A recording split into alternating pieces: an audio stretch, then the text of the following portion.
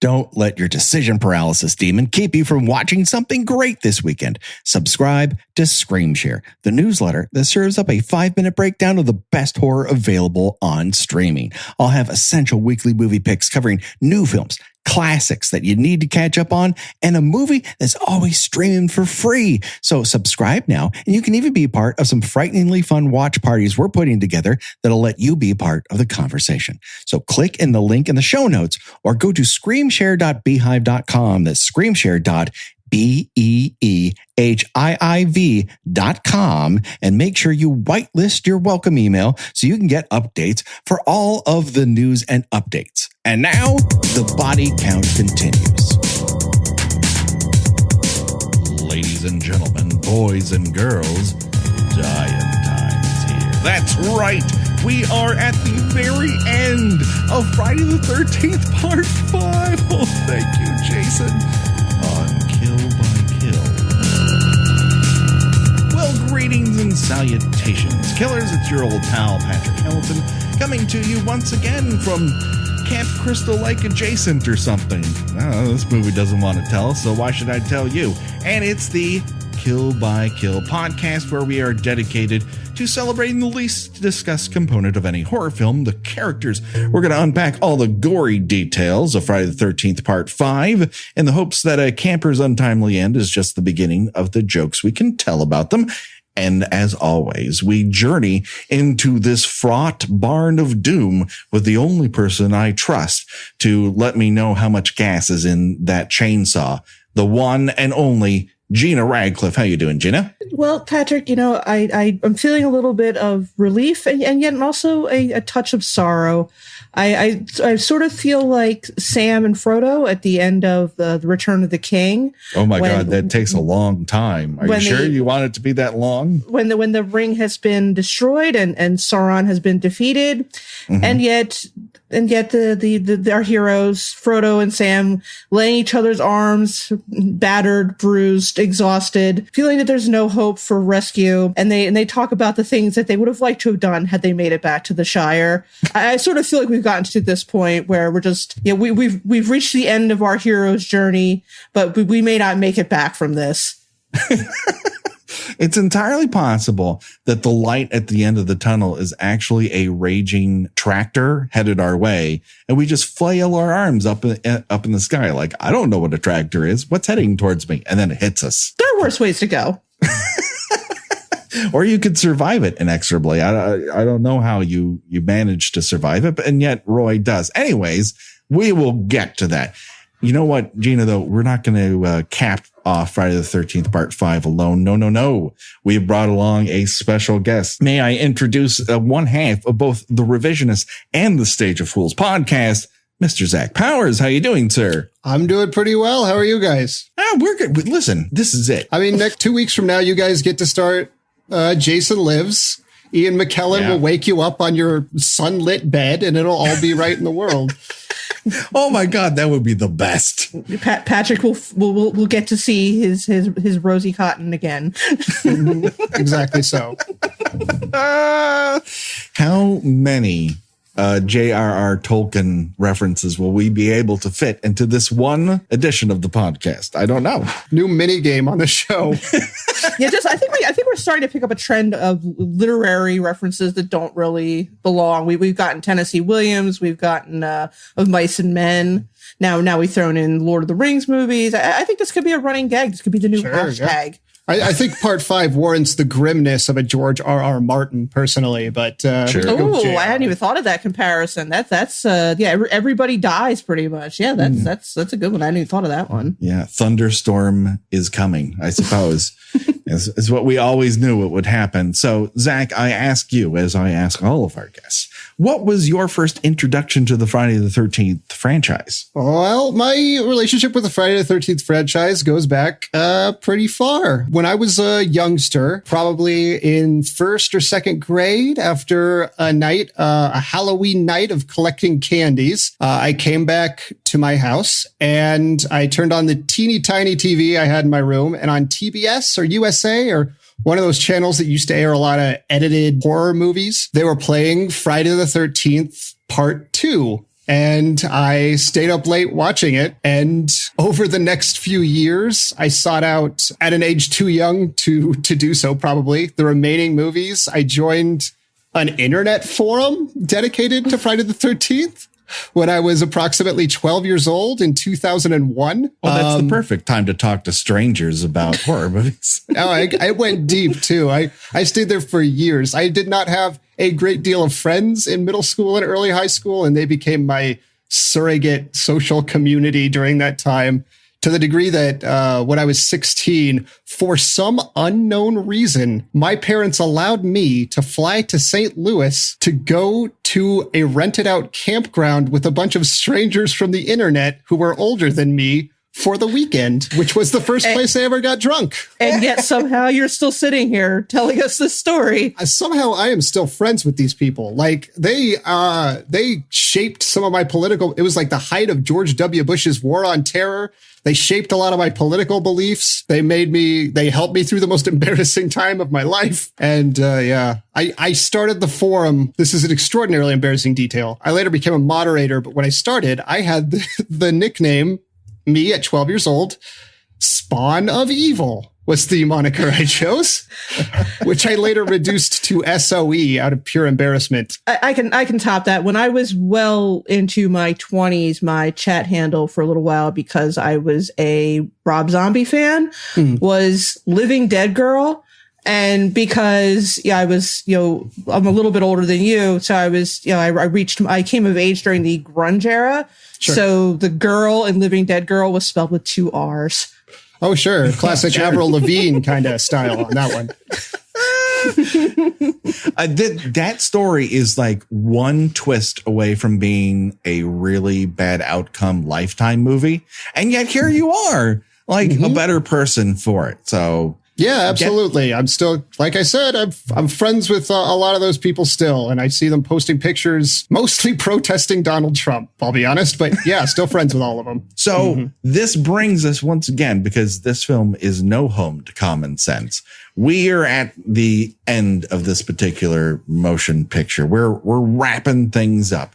And so I could give you a long list of who's left alive, but almost no one is left alive. So let's start this off where we ended last time, which is Reggie waking up from his old movie from the 50s induced nap to a lightning storm. And the first thing that Reggie says out loud is, "What are those nuts up to now?"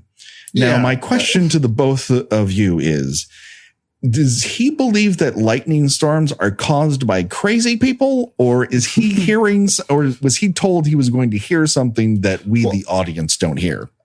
I have a guess, I suppose.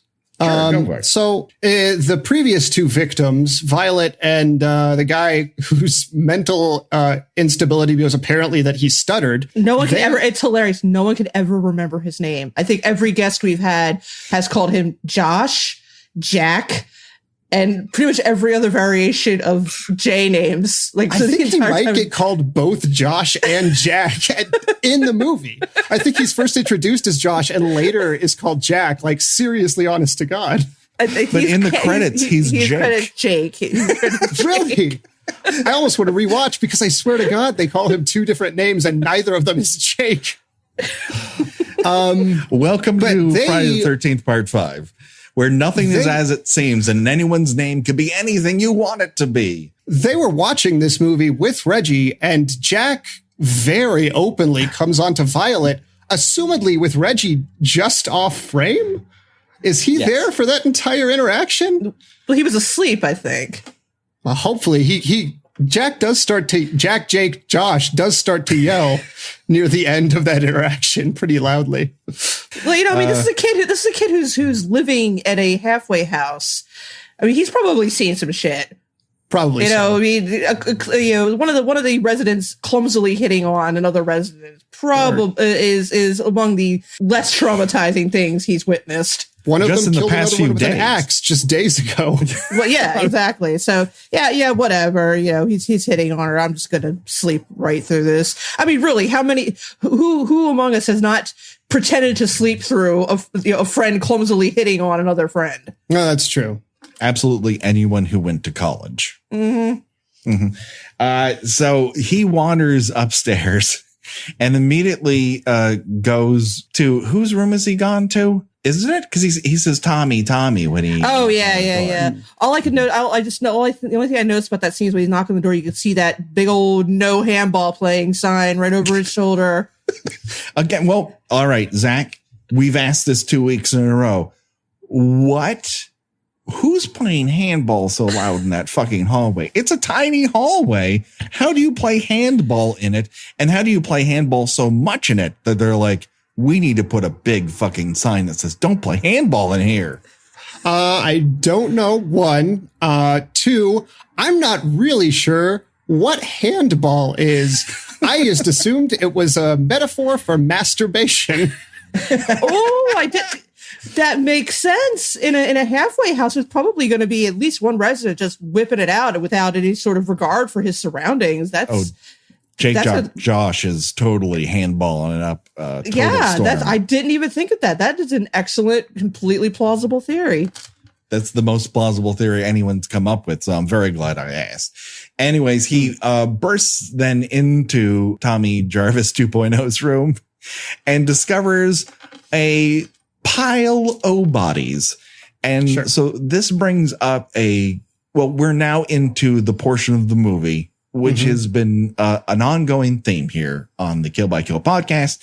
And that is Jason Voorhees' interior/exterior decorator, where he subtly or not so subtly hides bodies in just the right place. So you discover them along the way.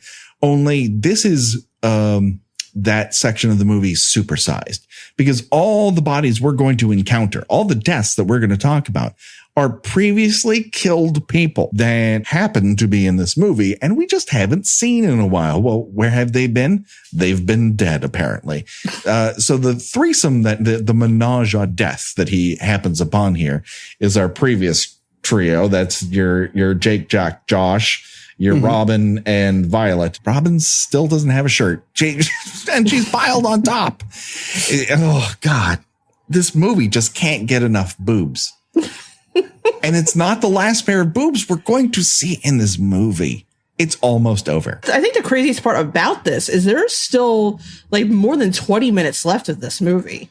Like usually when you get to the point where Jason's tossing bodies through windows and all, which he does, because that's his signature move. How Roy would know that, I have no idea. But there's still another 20 minutes of this. It just goes on and on and on. I mean, to be fair, Jason aped, like many things, a lot of that final hide the body, find the body chase from Michael Myers, of course. And I guess Roy, through the same osmosis, picked it up off of. And I guess Jason wouldn't know that his mom did the same goddamn thing. Well, that's why we always view it as a Voorhees family trait. Because he picked, you may not always know everything that you do might come from your parents, and then you discover later on. Like I always tell my kid, like, chill your biscuits. That's not something that I picked up as a vernacular from Glendale, California. That's something my mom picked up from living in Kansas. So that's not something I've always viewed as like, that was just a part of me. And then it erupts out of me in the appropriate situation. In that case, raising a kid. Here, it's, hiding dead bodies so they can give people a woo scare. Sure. The Easter morning Easter egg hunt was a grand tradition at the Voorhees household, I guess. It might still be. We don't know where that head is. The deep-seated, vehement dislike of windows. Yes. He hates big picture windows. It's just a thing. You shouldn't be able to see that much. I mean, he sees everything behind a mask. So is that where the resentment comes from? If I can't see anything, you people can't see anything. It's just a fondness for limited fields of vision. So Reggie lets loose one of his patent awesome high-pitched screams, which I think is probably the best thing about this movie, is that kid's scream. It's glorious. It's pretty hilariously girly. You don't anticipate it coming out of him. And every time it does, it's a delightful surprise. I love it because it feels actually genuine. The family of Reggie is by far the most likable and interesting characters in this movie. And I honestly wish Tommy didn't need to be in this fucking thing. They should have focused on that family, Demon and Reggie and the grandfather, as kind of the de facto protagonists of this thing, and cut all the bullshit with Tommy straight up. Oh yeah, totally. They are our entire episode on Demon and his girlfriend Anita was how these characters were completely superfluous, and that Roy should not have had any, they had nothing to do. They weren't even in town when they weren't even in town when he was murdered. And again, likable, completely useless characters that the movie would have been considerably more entertaining if more focus had been put on them. What would you do if your online store converted 36% more shoppers? You could take 36% more vacation. Another pina colada? Yes, please. Open a new retail location with 36% more square feet. Fantastic. Hire 36% more help. You're hired and you're hired. Shopify has the world's best converting checkout, up to 36% better than other e-commerce platforms. What you do with those extra sales is up to you. Switch to Shopify today at shopify.com/listen and get a $1 trial. Shopify.com/listen. Yeah, I would have liked that a sort of part 4 dynamic where you have a satellite family and then an interior of kids whose partying sort of awakens a mass murderer. That would have probably been a more interesting movie and would have drawn from a better place. Instead, as we've said many times, Friday Part 5 learns all the wrong lessons and then applies them in the most haphazard, stupid way possible. Sure. Tommy's whole reason d'etre is to basically be one, connective tissue to the previous movies, which isn't really necessary. And because none of the previous ones had that. And two, to be a possible suspect for the killer, but they do the mystery game so poorly that it really doesn't matter. They don't have scenes of characters wondering, oh, who's the killer, except the cops barely at all speculating about it. Yeah, this film's idea of a red herring is a bag of Swedish fish. Right. You don't even know what the fuck to do with it. Yeah, it's also a strange, they take the strange and unusual tactic of making the protagonist of the movie disappear for long stretches of time. Yeah. And also have the least amount of dialogue in the movie. I mean, Tommy gets maybe a dozen lines in the entire movie, just spread out over an hour, 45 minutes. Sure. He's been gone since before Demon died, and he doesn't show up for another 10 minutes at least. Yeah, there's about at least a half hour stretch in the movie where he is not even in it. That brings up this. I mean, in another film, you might think this is some sort of brave expansion or busting open the tropes, because there's no real defined final girl and there's no actual hero journey. There's a lot of things that you could say are really expanding what a Friday the 13th movie is. It's just done so poorly and so haphazardly. It's like random. They're pulling names out of a hat. Like, who haven't we seen in a while? Mm-hmm. And it's filled with so many extraneous characters that you just lose track of it. So I feel like that's Pam our final girl? I would almost put Reggie in that role. He's better suited to it. And I actually like him. Well, I'll say one, I'm going to say Pam is the final girl just because I want to call her the final Pam. And two, this section of the movie is especially guilty of what you're talking about, because there's a number of characters whose bodies have not been found at this point that could easily replace these characters that they're throwing through the window. If you want eye damage, Tina is sitting out in the woods somewhere. Throw her through a fucking window. Then you have more time to develop a couple of these characters earlier in the movie. I agree. Have him actually kill the guy that's responsible for his son's death. That would be a logical thing for a person to do, would it not? How hard would it? I mean, especially you would figure that Roy would probably be familiar with the local police constabulary. So why not have him walk into the jail cell and kill the guy that actually is responsible for his son's death? Based on the police work these people do, they cannot run all that tight of a county jail. Yeah, he literally could walk in with the Jason mask and no one would bat an eye. It would add tension to this if Vic mysteriously disappeared from jail and then everyone's like, oh my God, Vic's on the loose, and assume that Vic is on some sort of revenge mission where he's going to kill everyone. That would add tension to this. Instead, they don't develop it at all, and it just sits there. And then they kill off ancillary characters or people they just introduce as a body count until we get to this point. And then it's like, oh, well, we got to start throwing some dead bodies so we can explain that this person is dead now. And it's that's nuts. 10 times better. If you think Rick's the killer the whole time, Vic is the killer the whole time, that twist is 10 times better than what we get in this goddamn thing. So Pam arrives on the scene after Reggie's scream of doom. And she tries to get him to focus. Like, Reggie, what's wrong? Reggie, what's wrong? And when she reaches the fourth version of Reggie, tell me what's the matter, it's almost like, kid, say your line. That's how it comes across. And then he just kind of head motions that the reason he screamed or is upset is in the other room. Mm-hmm. And she walks in there and we wait a full 5 seconds and then finally a lightning strike. And then she backs up out of it. Like, again, stab wounds are catching. And then they haul ass down the stairs.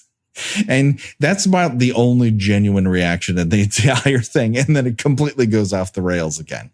They hustle on down the stairs and then they try to make it across the kitchen and she practically throws him to the ground. Yeah.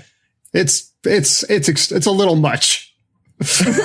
And then she's kind of yelling at him to get up in a very unhelpful way, I would say.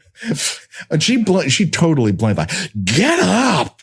Like, I'm tired of you keeping us from getting out of this house instead of, we need, like, urgency. There's a lot of move going on here. Like, I think he gets it. It's time to move.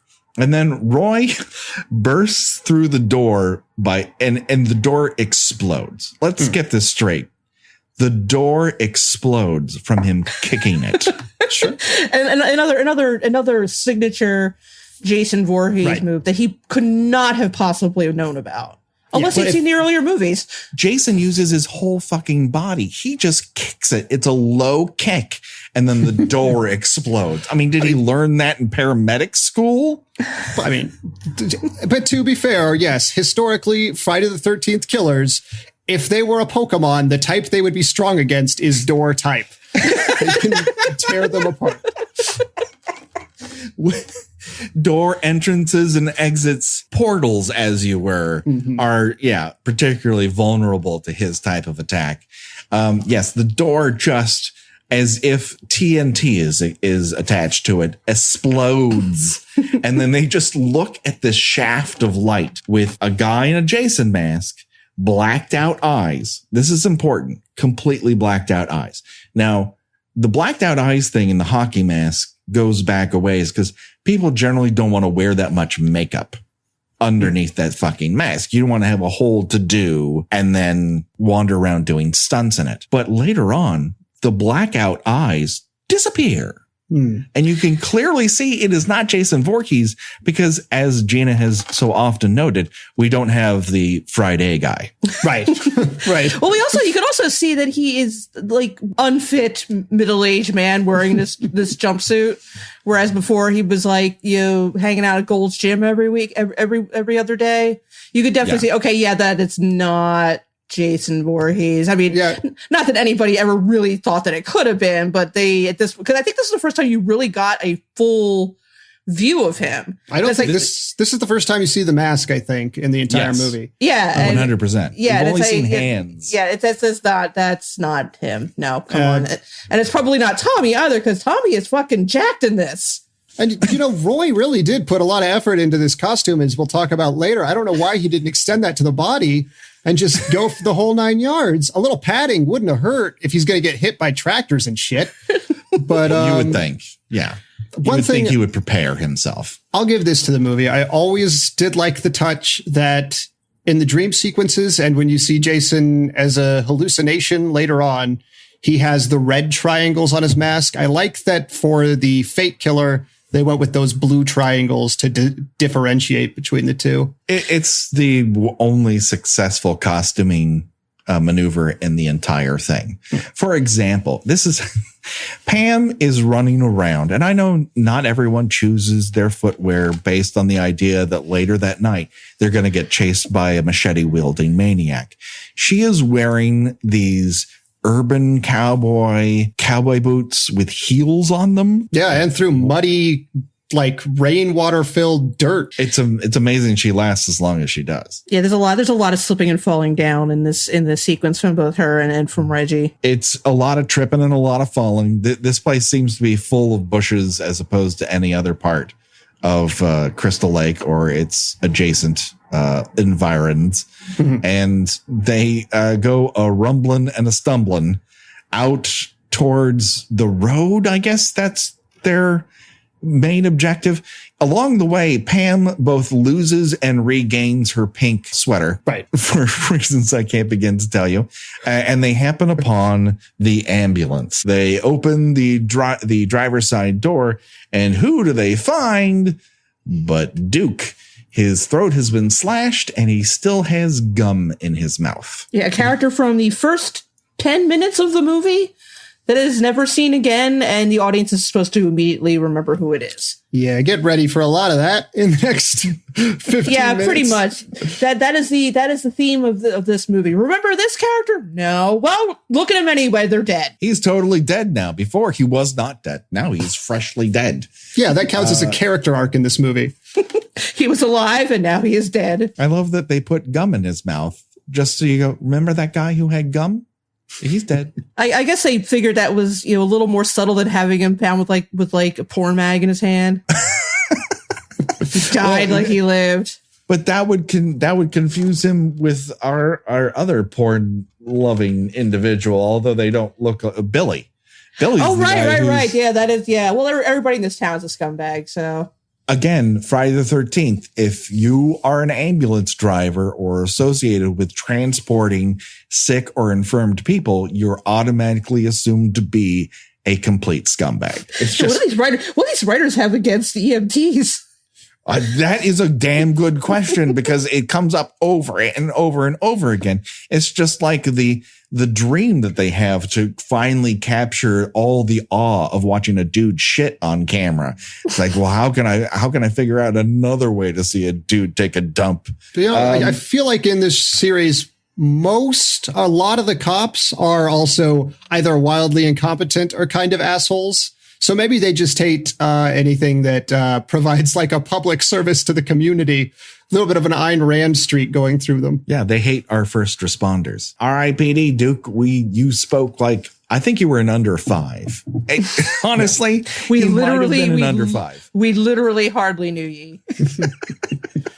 And then, apropos of nothing, out of nowhere, Roy has zagged on him. And he's on the other side of the ambulance. Yeah, I was trying to ponder the physics of that. And I was like, fuck it. Why am I even trying to figure out how that was possible? Yeah. Zach and I were briefly discussing before you came on air that what we have here, and I wish I'd brought this up during My Bloody Valentine because it really applies there, but it also applies here. We got ourselves a Mrs. Doubtfire situation happening here. Where someone is able to both transport themselves in between places and change almost completely. Whereas now Roy does not have blacked out eyes. We can plainly see he is sans fried eye egg.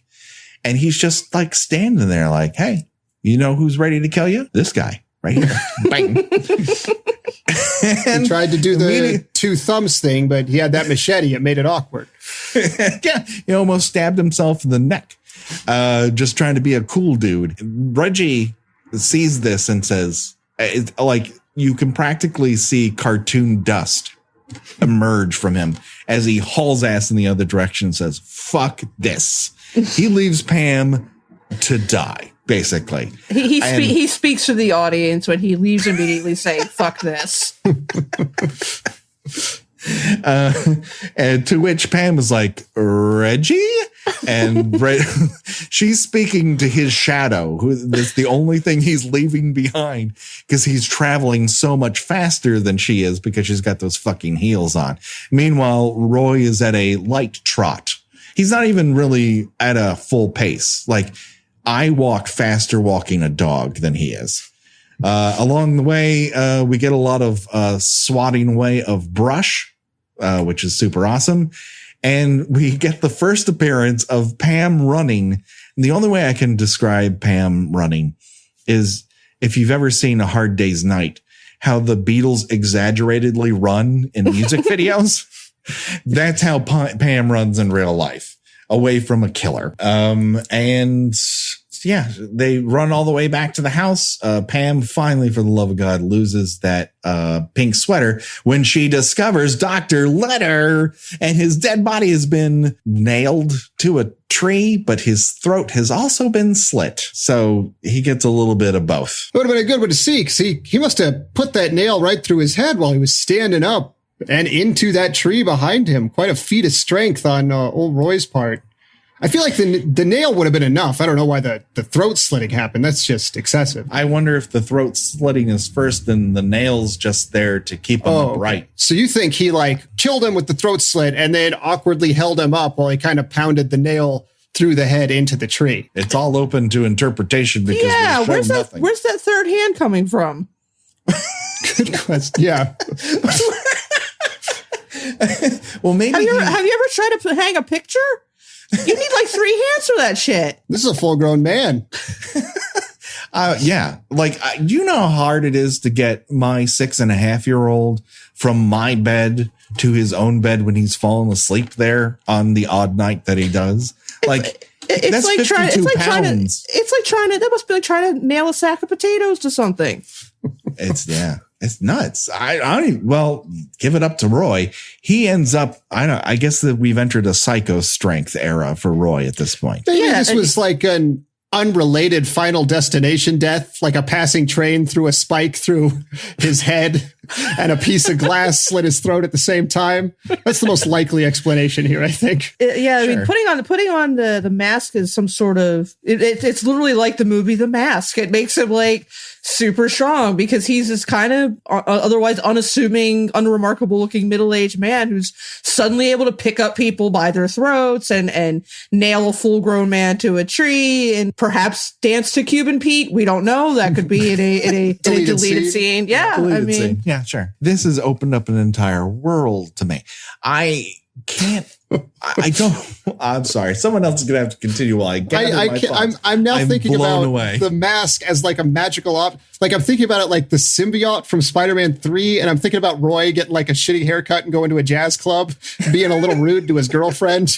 Well, I sort of feel like with Jason Goes to Hell, that's kind of what they picked up and ran with. I mean, not exactly that The Mask was doing it. You're right, yeah. But this is some sort of spirit that could be passed on to other people that suddenly makes you super strong and really creative in how you murder people. Do we have a Friday the 13th Part 5 fan theory going here? Oh, I think we might. I think that definitely in Part 4, they hinted at the very end that this sort of thing with the weird Corey Feldman giving a evil stare to the camera was sort of a hint that, well, maybe this could be passed along like a cold.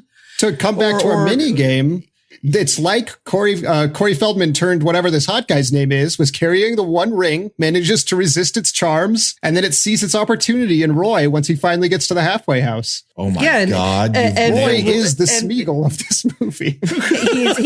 He's very weak. He's very weak-willed and greedy, so it gets to work quickly on him. Mm-hmm. We know that greed and hoarding runs in the family because his son has the same situation with chocolate bars. So, yeah, Shit, I think it's a family trait. I think we've got something here. We have cracked the code of this terrible movie. Suckitcracked.com. We got to it first. Take that, website that doesn't know we exist. We punch up here, okay? I'm writing my letter to Sean Cunningham as we speak. Dear Paramount Pictures in 1985. So somehow Dr. Letter is dead. R.I.P.D. We don't know how it all worked out, but we know you're dead as doornails now. And then Pam beats feet as fast as she possibly can. They get all the way back to the house. And this is where we get another reveal, as it were. And that is they've forced this actress to huff it all over Helen Gone in high heels and no bra. This is too much. Now, to be fair, it's strongly implied that this is a town where bras are outlawed, like Footloose, kind of. Listen, you shouldn't force a person to run in rain without a bra. That's just a bit much. It sounds like it was a hellacious experience, and that might just be just part of it. But oh boy, I think that honestly, the way this movie is, it's how grody it is. I mean, they could have gotten away with one more shower scene at the end where she's, after such a traumatic experience, she just has to wash it all away. I'm absolutely positive they would have taken that opportunity. I mean, it has enough. I'm surprised they didn't. Yeah, they have 6 or so endings. They might have deleted that 7th one. Holy shit! We have yet another connection to Lord of the Rings. This has as many endings as Return of the King. Well, the difference is every new ending in Return of the King at least sort of accomplishes something in terms of the story. None of the endings in this accomplish anything in terms of the story. Now we're talking about this, though, I really would have loved a scene where Tommy's laying in the hospital bed and all the surviving characters just come and just start laughing for about 12 minutes straight. Absolutely. And then he runs off to the Grey Lands or whatever they're called. He gets on a ship with, I don't know, whichever one of the Ginny from part two, sure. And they just float off to the great land of Crystal Lake. Yeah, the USS, I've seen enough of this shit. They're just all taking off all at the same time. The USS has been. Kill. Break. Hey there, hi there, ho there. It's your old pal, Patrick Hamilton, breaking into the action ever so briefly to remind you of all the great podcasts that you can find at the Ear Trumpet Audio family of podcasts. You have your pet cemetery. Please don't send me to outer space. Life Mark. Oh my gosh. So many great podcasts. I can't list them all. That would take me at least 30 more seconds, and we just don't have that kind of time. That being said, you can find all of it. Go on your Facebooks and find Ear Trumpet Audio, and you'll find all of the podcasts updating every single week.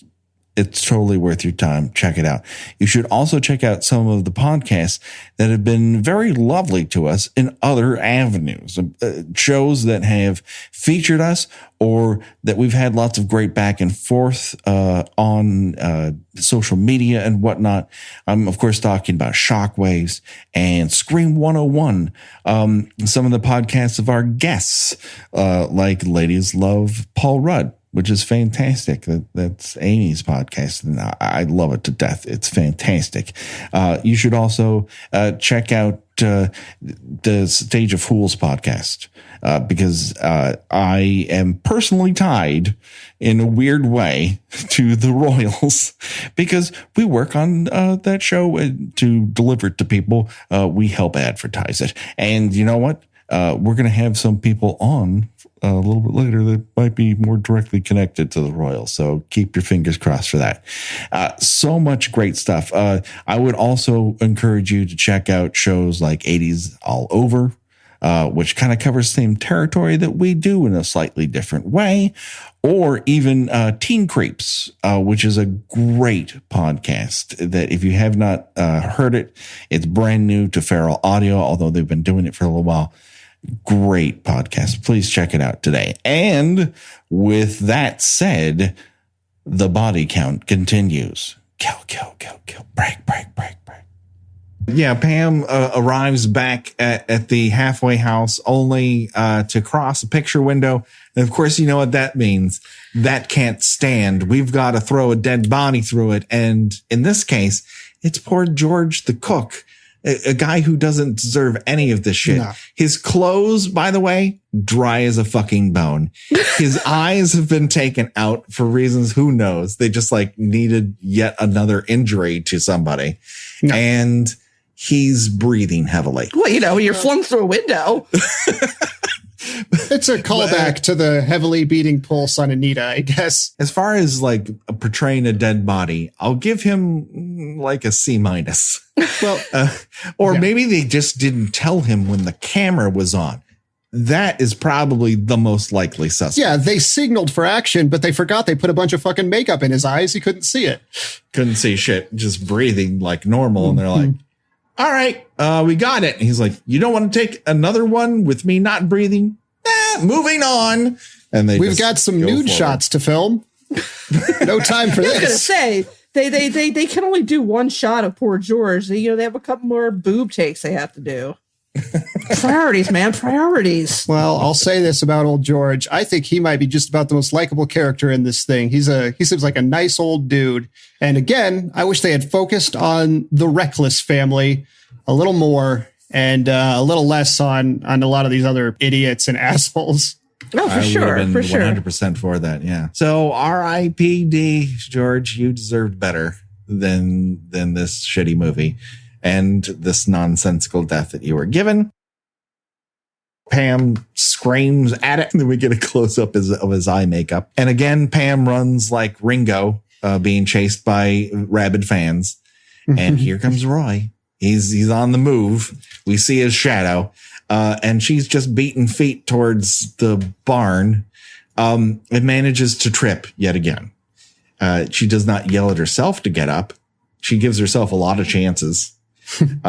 She just ends up doing a lot of downward dog in mud. And then Roy slowly, like he's got all the time in the world, comes up to her. And then out of nowhere, right before he's in striking position, he's got a machete up. He's ready to go. Out of nowhere, bang, the barn door explodes and a tractor comes out of it. Who's at the helm? It's Reggie the Reckless. Finally, he's doing something reckless. And he heads directly towards Pam and Roy. Roy reacts to this tractor as if he's never seen a moving vehicle before.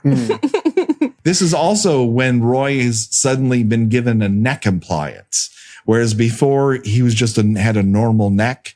Now he's been given a pseudo Jason neck. Roy spends a lot of the last 15 minutes of the movie acting as though he's just been dropped out of a spaceship.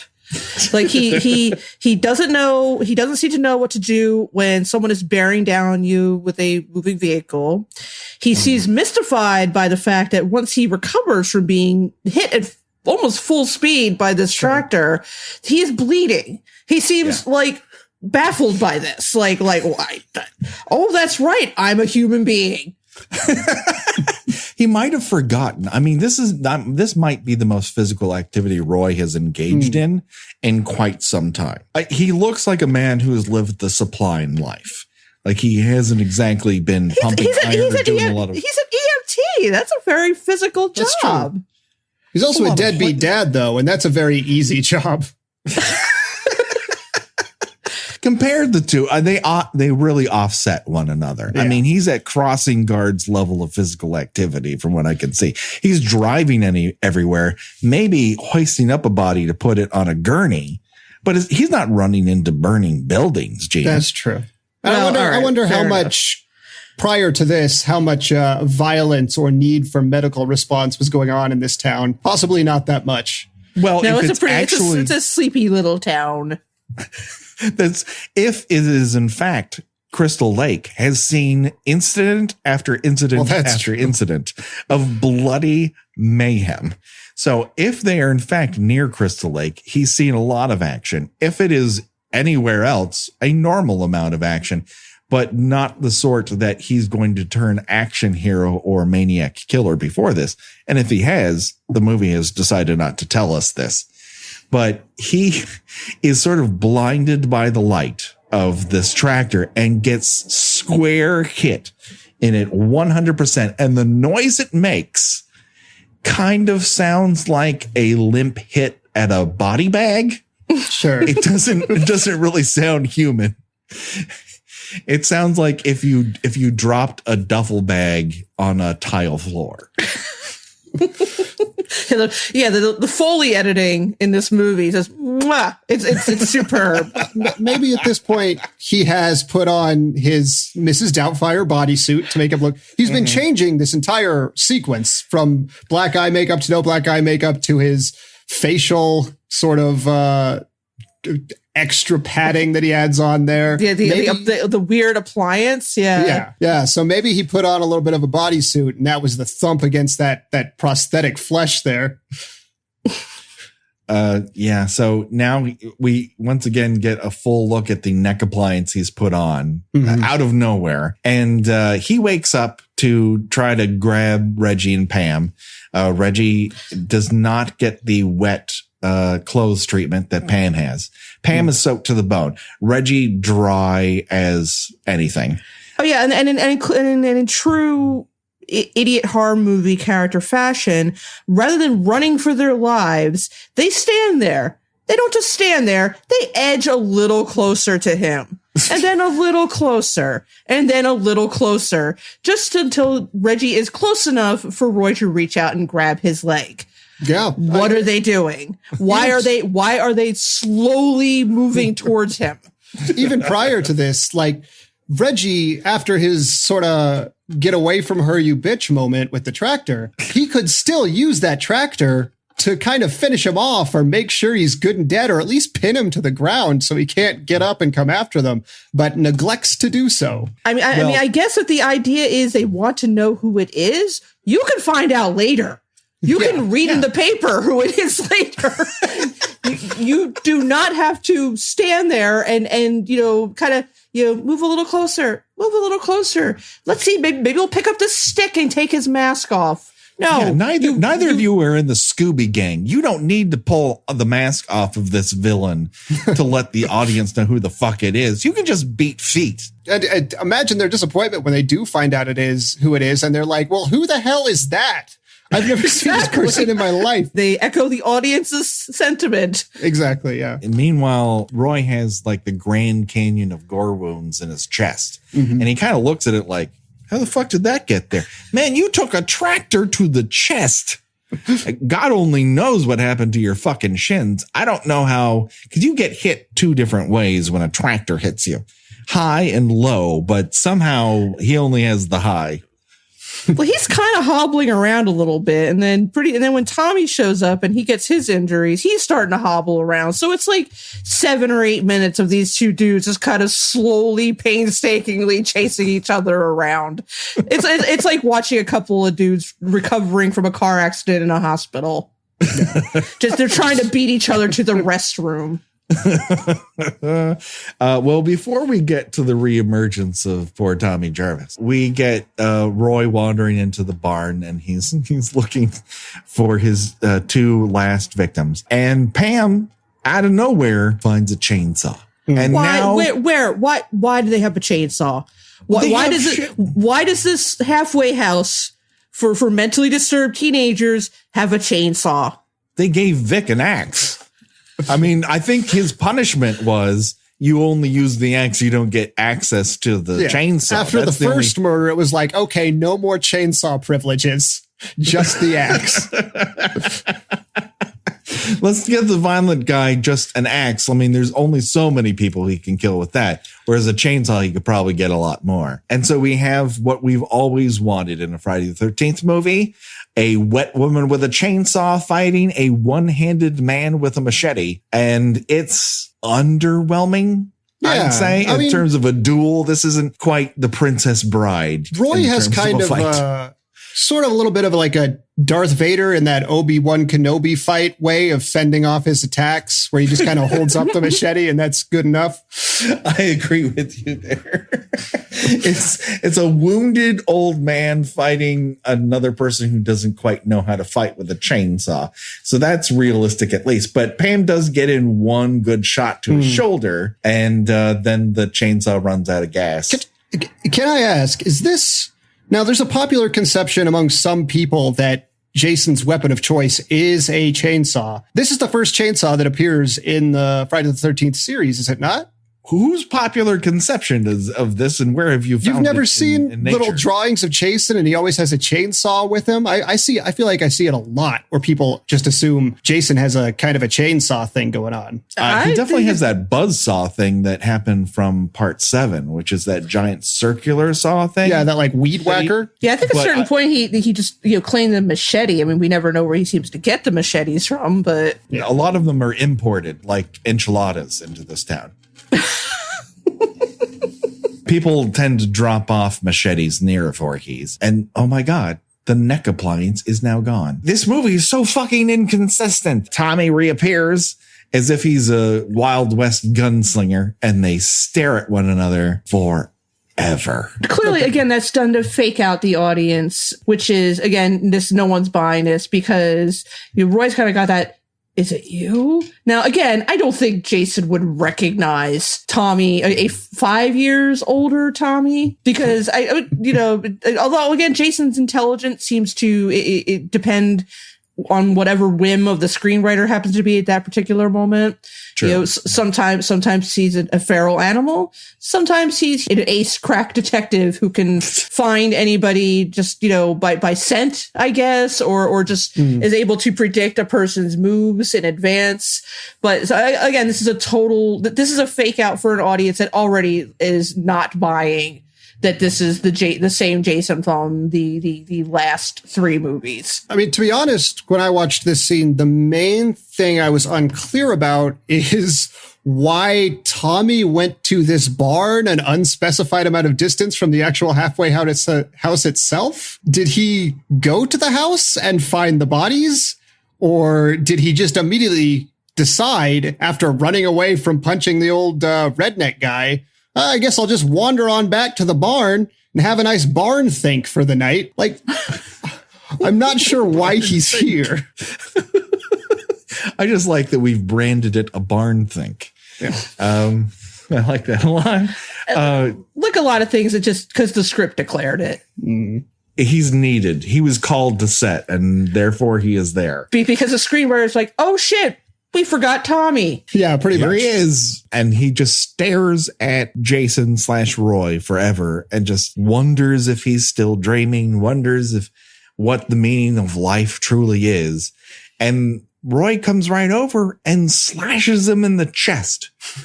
Like, he doesn't even move. This doesn't seem like a person who's survived a massacre before. Based on the quality of that slash, it doesn't seem like somebody who committed a massacre before. Well, his balance has been thrown off. I mean, he now has a chest injury. He now has a shoulder injury. Things are not working the same for him. So maybe his judgment of he's losing blood. Sure. So I'll give him that. And then lo and behold, that knife that we first encountered when he first arrived at the halfway house makes its Chekhov's knife. And we thought it would never appear again, but lo, here it is. He pops it right out at the right moment. And as Jason is about to finish him off, he stabs him in the groin. Now, that probably is the most brutal thing in this entire movie. Pretty much.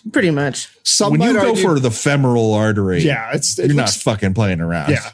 Pretty upper thigh-ish, but yeah, pretty narrow shot there. I mean, he also has a chest injury, so who knows what he was really aiming for. But what he gets is real high upper thigh.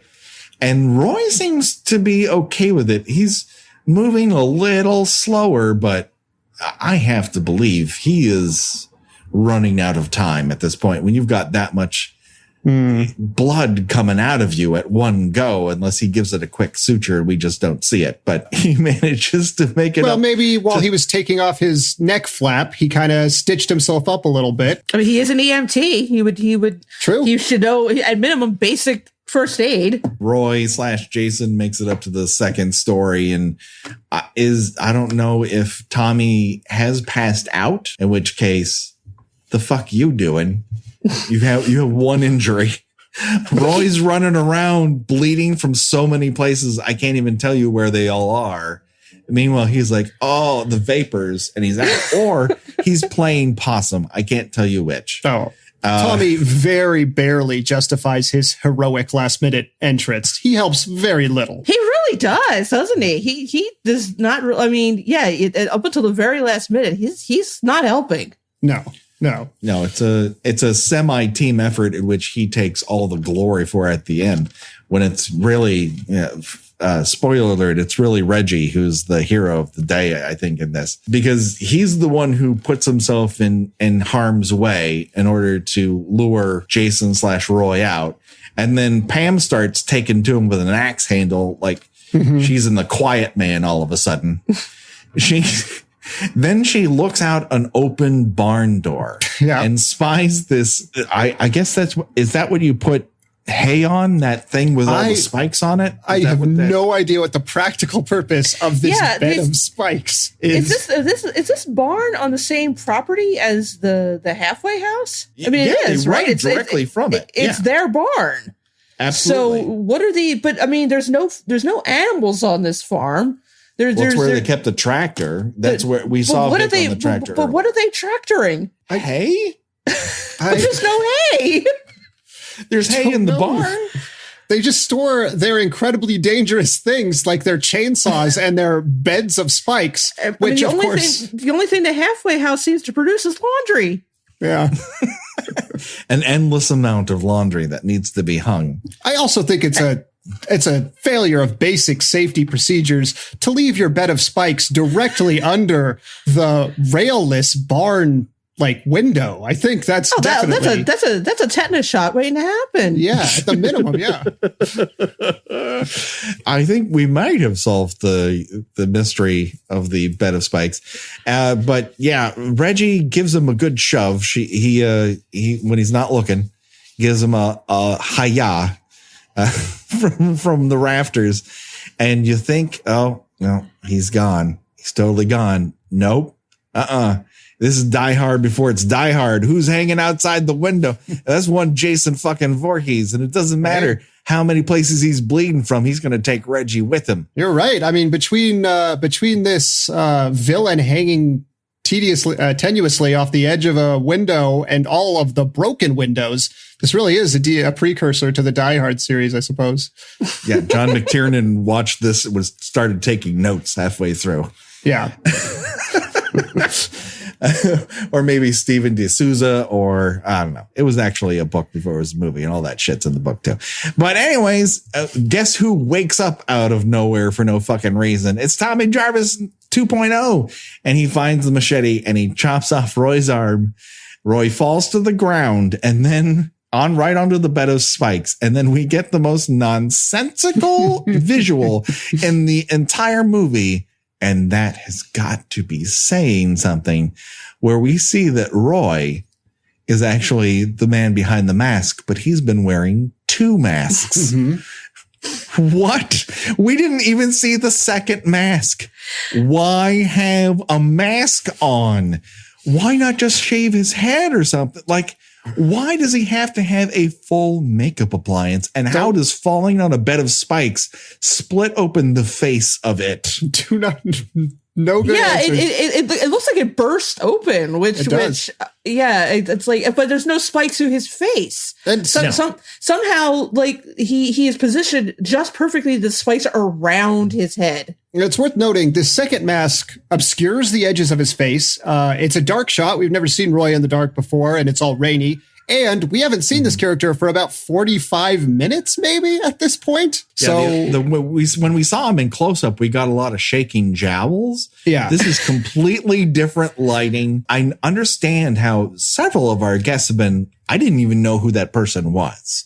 I get it, because you can't, there's no way you could know that that's fucking Roy from the brief flash of his barely lit face. Yeah. I'm reminded of another movie that came out roughly around the same time period. It was a movie called Jagged Edge with Glenn Close and Jeff Bridges. And it is a murder mystery in which she is a lawyer who is defending Jeff Bridges from the for the murder of who's on trial for the murder of his wife.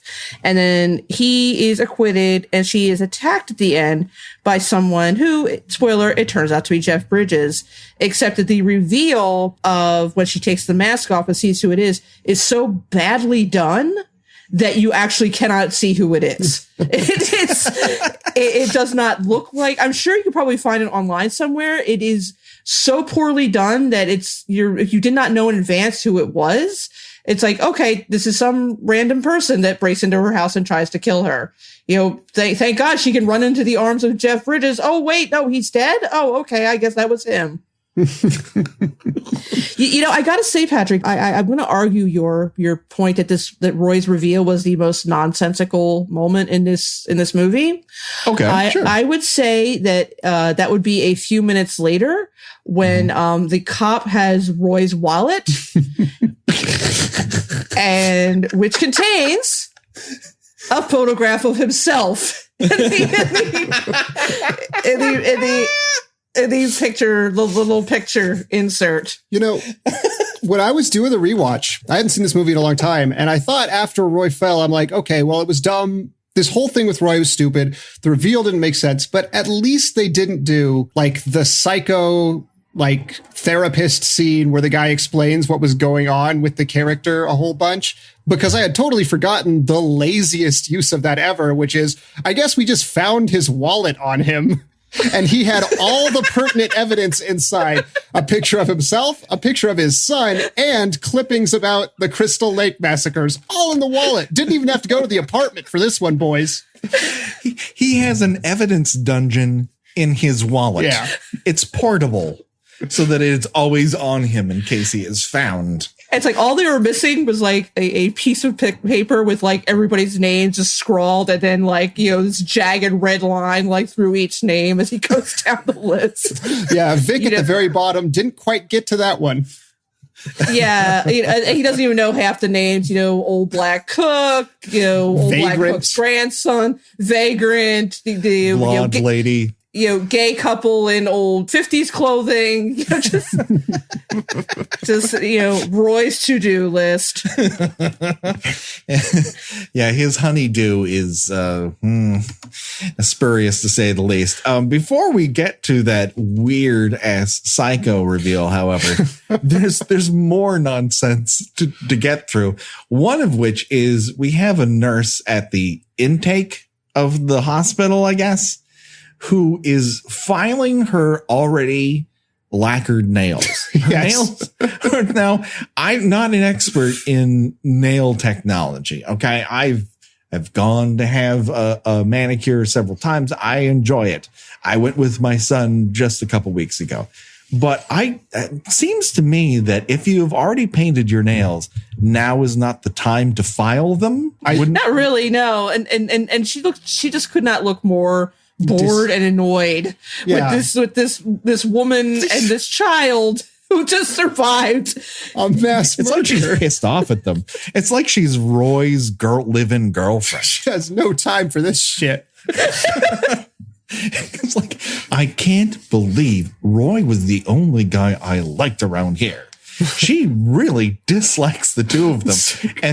And when you first happened upon Pam and Reggie, it almost looks like she's breastfeeding Reggie. It's a super weird shot. But yeah, it definitely seems like this nurse had like tickets to Springsteen that night, and then this murder happened and she had to stay late. And it's like, well, fuck.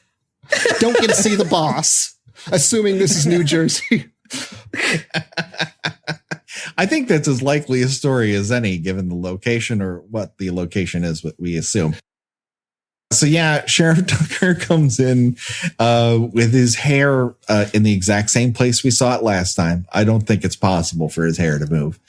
And yeah, he's got an evidence dungeon in Roy's wallet. I just rewatched the clip, and it's hilarious because he's going through the newspaper clippings, and one of the newspaper clippings has a picture of Jason. Yeah, where did they get that? Yeah, it looks like almost like a Bigfoot type picture where he's like looking right at the camera and he's got the mask on. It's like, wait a minute, who took that picture? I have to wonder, since Roy did have these two separate masks on, And we know, as we've established, he's a fan of limited fields of vision like Jason is. Maybe when he was killing all these people, he just couldn't see very well. And he's like, wait a minute, is that Vic? And then he does the murdering. And then he's like, oh, shit. Once again, the wrong culprit. It's a comedy of errors, really, if they remake this movie. This guy keeps on killing the wrong people. That photograph of Jason in the newspaper looks like someone took Jason on a perp walk. Like they just like, captured outside the county courthouse Jason Voorhees with under mask. I sort of feel like it's like the Lee Harvey Oswald shooting, where like they had like the guy next to him looking like really startled. No. Meanwhile, the sheriff is explaining all of this to Pam, and she's got the look. She's not even paying attention. And I don't know why she should, because who cares? There's no reasonable explanation for what's just happened. She's just sitting there waiting to take off her fucking eye makeup, and no one will help her. Not even the nurse behind the station who's filing her already painted nails. So after that, she just decides, okay, listen, I got to go to Tommy's room because the script says I have to. Yeah. She walks in. Tommy, who's in, I guess, the only bedroom this hospital has, because they didn't have no room for Reggie or Pam. Oh yeah, and it's one of those standard horror movie hospitals where there's only 2 people on staff. Yeah. One of whom is apparently reading at his bedside. How do you get that gig? The old nurse reading at his bedside, like, oh, hi. I was just getting through my novel here. This is also our break room. And so she comes in and talks to Tommy, and they look at one another like, yeah, we went through the shit, didn't we? Yeah, totally. I don't know what this half smile they do at one another is. If at the end of this, if what had happened is they had high-fived and had freeze-framed like at the end of Tango and Cash, that would have been the best ending. Mm-hmm. Unfortunately, we don't get that ending. They just kind of, hey there, hi there. Let me stab you with this machete I happen to have underneath the sheets. And then she looks down like, the fuck? God damn it. And he laughs maniacally like the Joker. And then that's the ending number 1. Yeah. Kind of 2, because they really could have gone with just they kind of are relieved to be alive. The sheriff explains what happens, fade out. But they have to go for the twist. True. Okay, so let's say that's ending B. Uh-huh. Let's move on to ending C. Tommy wakes up. It's super stormy outside. Mm-hmm. The old lady who's using his room as a break room has disappeared. Mm-hmm.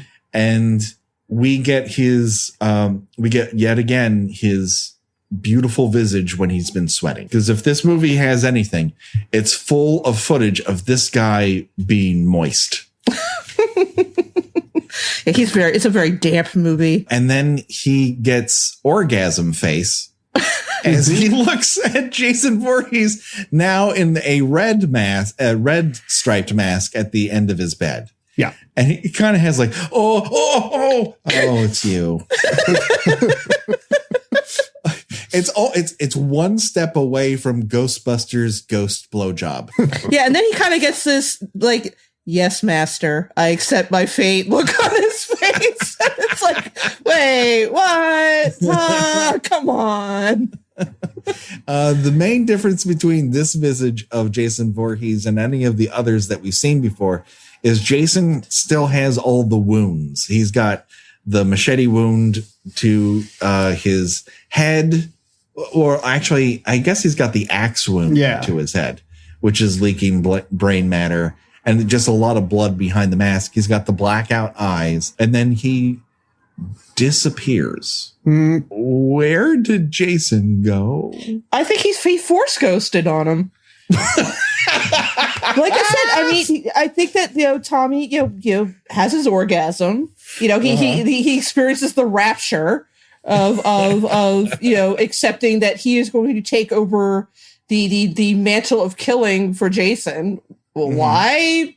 And again, it doesn't make any sense because it's not something that is carried over into the next movie. No. And then he conveniently somehow has the mask stored in his cabinet next to his hospital bed. Well, Let's quickly go through the list of contents of that drawer. Well, A hockey mask from a murderer, recent, not imaginary, a real murderer, a belt, underwear, and a knife case or wallet. I can't tell which, but all of that has been folded and put into a drawer in his hospital room. And it's a kitchen knife. Where did he get this kitchen knife from? I don't know. I don't know where anything happens. I don't know why any of this is happening. Zach, do you have any solutions for us? I suppose maybe there was some kind of like when he was accepted into the halfway house. Hey, if I end up in the hospital, just my emergency medical facts, I'm going to need a hockey mask. I'm going to need a knife. I'm going to need a belt. I'm going to need some pants. Just those are my comfort food. If I ever get put in the hospital, make Like sure he's got they're a there. go bag. Yeah. I really think it's just shoddy police work on the local constabulary, where the mask came off of Roy when he fell. And so when they're collecting evidence, they're like, oh, anybody lose a mask? And then just, kind of threw it on the Tommy stretcher. They're taken away to the hospital. Maybe It's probably this kid. It's probably this kid. He looks like he plays hockey. Let's leave it with him. This hospital is too small and understaffed. We know that. We know the police and EMTs are incompetent in this town. Maybe they just share like an evidence locker and a hospital room. It's just one room to save space in this town. Just like the community center. Yeah. Well, the nurse is taking a break in there. So yeah, it's a multi-purpose room for sure. They're having the big spring dance, in the room right next door to his on the following weekend. So Pam is now just outside the door. She hears a large crash. She runs in, and in very Voorhees-like fashion, the window has been broken out. Yeah. And there's a violent storm happening outside still. And and she's like, what the fuck? And then the door closes, and behind her is Tommy in the blue hockey mask raising a knife that he has for reasons we can't tell.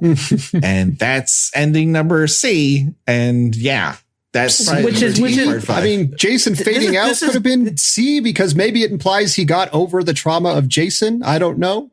Yeah, I would say this is D. And again, It's an ending that is not carried over into the next movie. Well, no. My favorite thing about ending D is it's basically the same ending as ending B. It's just him killing Pam a second time. But from a different angle. Yeah. That other angle was frightening, but if I get her from behind, that's more my style. And with a different weapon, he used a machete in B and then has a kitchen knife in D. So I feel like the endings go like a regular denouement where it's like, okay, this is wrapped up. And then there's like, but what if Tommy's a killer now? And then there's like, but Tommy's still haunted and or getting over Jason. And then they just go back to what if Tommy's a killer now? Just play the hits again one more time.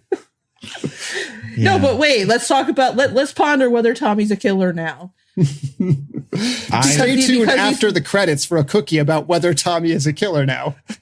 Because these things it turns out Thanos is really behind all of this. Because Freddy these things Krueger are contagious, wants to hire apparently. Tommy for the new initiative after the credits.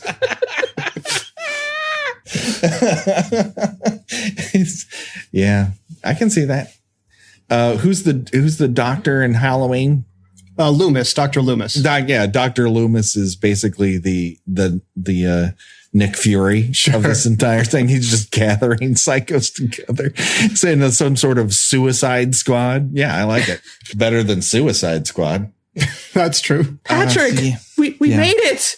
Oh my god! Oh, it's over. We made it. It's over. I we could sit here and review this movie, but I think we've done it. We've told everyone how we feel. Yeah, I'm older. I'm wearier. I'm more cynical. Brighter times ahead for you guys. Yes, we still have Jason Takes Manhattan to look forward to. Yeah, and I have which is going to be a almost breeze compared to this. I have almost as much to say about that, but probably in a less angry fashion. A man gets his head punched off in that movie. It's not all bad. Oh yeah. It's a magnificent motion picture. It's worth it alone for when Jason hassles punks in Times Square. I mean, really, the movie builds up to it and then it happens. And then who the fuck cares what happens after it? Because it's never really going to get any better than that. There's no way him turning into a mysterious toxic waste baby at the sewer at the end. Spoiler alert for a movie 3 movies from now. But yeah, that actually happens. That's Friday the 13th part 5. So let's get into it. Let's play America's least favorite game show, probably because they're not all aware of it quite yet. And that is Choose Your Own Deathventure. I love this game. It's like you're playing Clue, but you're playing as Mr. Body. Exactly. You have to decide exactly how you would be dispatched if you had to choose from the deaths that we see in this particular section of the movie. So I ask both of you, would you rather die as Duke does of a throat slashing, but with gum still in your mouth? Or would you like to go out like Dr. Letter with a throat slashing, head spiking combo, a 1-2 punch? Speaking of 1-2 punches, we've got George, who takes 2 stab wounds to the eyes and gets defenestrated. And he may or may not be dead at the point that we see him. So of blood loss, let's call it blood loss. Or would you like to go out like Roy, who is both hit in the chest with a tractor and nicked in the shoulder by a chainsaw, stabbed in the almost groin, and then has his arm chopped off and he lands on a bed of spikes? I look to you, Zach, as our guest. Oh, it's a lot of your answer. Great off-screen options, mostly. I will say, when you were talking about George, I found a little bit of appeal in that because there is a chance George just survived as a blind man, I suppose. He might have pulled off like a blind fury sort of life after that. Yeah, as a maybe. Blind samurai. Yeah. But I guess I got to go, it's go big or go home, really. And I think I'm going to go with Roy because, one, at least I get a little bit of attention out of the thing instead of just showing up like a fucking prop at the last minute, a forgotten shoe in the back of the closet or something. I mean, and plus that's a death. I'm like the Miss Doubtfire killer that people are going to be talking about for a long time. I could live with that. That's a nice legacy to have under your belt. Well, you're going to have to walk around with all that stuff in your wallet, and that's going to make it tough. True. It's going to, when you sit down, you're always going to feel it because you're sitting on all those photos of yourself. The son that you left behind. I'm going to have to get rid of some of these sub club cards to make room for the newspaper clippings. It's very true. I mean, you're just going to have to pay for your $5 footlongs from now on without hope of getting a free one after 10. But that is the fate that you suffer. All right, Gina, what about you? Well, Dr. Matt and Duke were probably best remembered for being absolutely terrible at their jobs. I mean, really, when it comes right down to it, Dr. Matt is probably the most responsible for everything that has transpired in this movie. 1000%. He is not a good psychiatrist. He should never have been left in charge of troubled teens. It is really everything that happens. It's his fault. And I'm really surprised that they left his death on screen or off screen, I should say. Right. I'm going to have to go with George because even though he does disappear for most of the movie, I would say he's probably one of the more fondly remembered characters, of which there are very few in this movie. And I want to be remembered in my death, even if I'm not around very much and might take people a minute or two to remember who I was. Once they do remember who I was, I would like to be remembered fondly. So yeah, I'm going to have to go. I would like to think that it was in keeping with the general carelessness, let's call it, of the movie.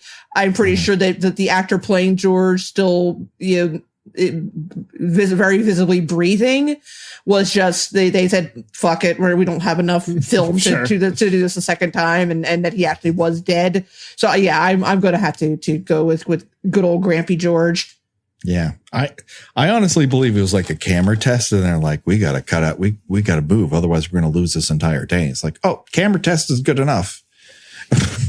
And it just sounds like the incompetence of this movie. All right. I think that's a good choice. I am going to go with Duke. And there are only 2 reasons for this. 1, I like chewing gum. And 2, I've always wanted to be in the front seat of an ambulance. So well, there. Yeah. Live your dreams. Follow your dreams, man. That's what I want. That's what I get. And I just have to have my throat slashed because of it. You really want to be in the front of an ambulance more than the back of an ambulance. Although it really doesn't do Duke any good, does it? No. He ends up the same as most of the people he transports. Pat Kiss came here to chew gum and have his throat slit, and he's all out of gum, apparently. That's a point to Zach. All right, everybody. That is the Kill by Kill podcast for today. Hey, Zach, where can people find out more about you and hear you? You can hear me two places: in the Stage of Fools podcast with previous guest Shannon Camp, previous guest on this show, where we review E's terrible, soapy, goofy sex romp comedy drama, The Royals. Or on The Revisionists, which is a comedy podcast where we look at an event from history. One person gives a true account, and one person gives an absolutely batshit bonkers, fake, crazy account. And then we vote on which becomes the real history of the world going forward. I like it. Very nice. Okay, Gina, where can people find you on the internet? I write about 70s, 80s, and occasionally early 90s television at tuneintonight.wordpress.com. Excellent. Check it out, people. Get those podcasts. Look it up on the internet at tuneintonight.wordpress.com. Hey, do you want to talk to us about something? There's a couple ways you can do it. You can reach out to us on Twitter at KillByKillPod. Got something longer than 140 characters you want to talk about? Send us an email, killbykillpod@gmail.com. As always, we implore you, we beg you, we're down on our soot-covered knees in the mud begging for you to rate and review us on iTunes, because that's the way we get heard and seen by more people. If you would do that and write in that review your favorite kill from the Friday the 13th series, we will read it here on this air. That is my promise to you, the listener. As always, we thank you so much for listening and sharing with friends. People, we're done. Next time, oh my God, it's getting so much better. Jason, spoiler alert, lives. What? And the way he lives is batshit fucking insane. We've got great people lined up for Jason Lives. Listen, this is getting fantastic, and we're so happy that you're with us. To the people who've been here from the beginning, we love you. The people who have just come on lately, we love you just as much. It's great. Come on, join the party. This has been the Kill by Kill podcast for myself and Zach and Gina. Bye-bye, everybody. Bye.